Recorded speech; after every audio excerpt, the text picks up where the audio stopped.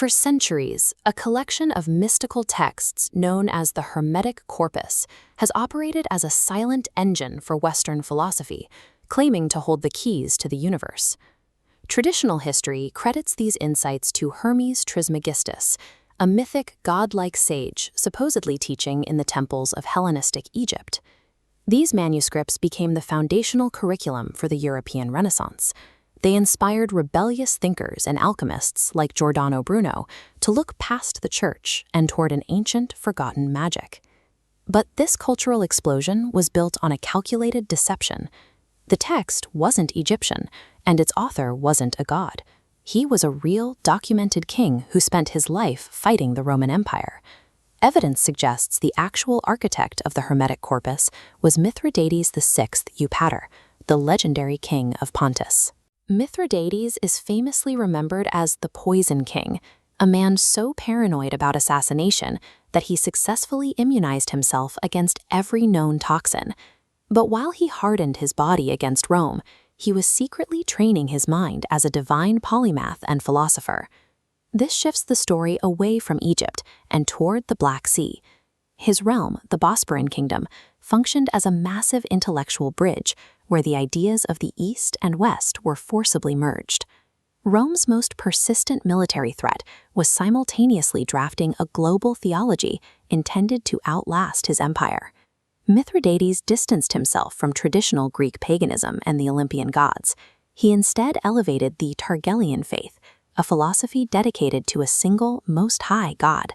He drew this intellectual framework from ancient Persia, reviving the strict, structured tenets of early Zoroastrianism that had been championed by his royal ancestors. This lineage travels as far as the Tibetan mountains.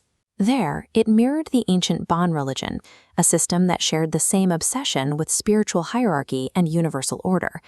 These traditions both categorize the universe into three distinct colored spheres and orient reality around a central world tree. These specific structural overlaps reveal they were never separate. They are surviving branches of a single ancient Vedic root system. Mithridates consolidated these lineages into the Hermetic Corpus, creating a document that represented the unified intellectual capital of a vast Eurasian empire. If the corpus were Egyptian, it should be full of the Nile's local gods and myths. Instead, the original texts are completely devoid of Egyptian, Greek, or Judeo-Christian references. Scholars have spent centuries trying to find an Egyptian or Greek etymology for the title of the first book, Poimandres. They found nothing. The term yields only when compared to the Sarmatian and Vedic dialects of the Black Sea. In those languages, Poimandres mirrors the word Rahman, a title used for the universal mind and the priest who channels it. This linguistic overlap places the origin of the corpus in the Bosporan kingdom. It shows that Mithridates was translating an incredibly old Eastern operating system for human reality into the language of his time. Modern spirituality often leans towards passive escapism. It teaches the seeker to withdraw from the world's problems to find inner peace. The Vedic tradition Mithridates codified taught the opposite. It insisted on an active engagement with reality, where the spiritual seeker has a non-negotiable duty to physically confront and destroy evil. This is the core logic of the Bhagavad Gita. In this text, divine wisdom doesn't call for peace. It commands the warrior to go to war against corruption, even when the enemy is his own family. That ancient logic forges a direct link to the present. We see it in the defense of Ukraine, where the choice isn't found in a comfortable neutrality, but in the active, physical protection of truth against an invading force. This tradition suggests that enlightenment isn't something found in a sanctuary.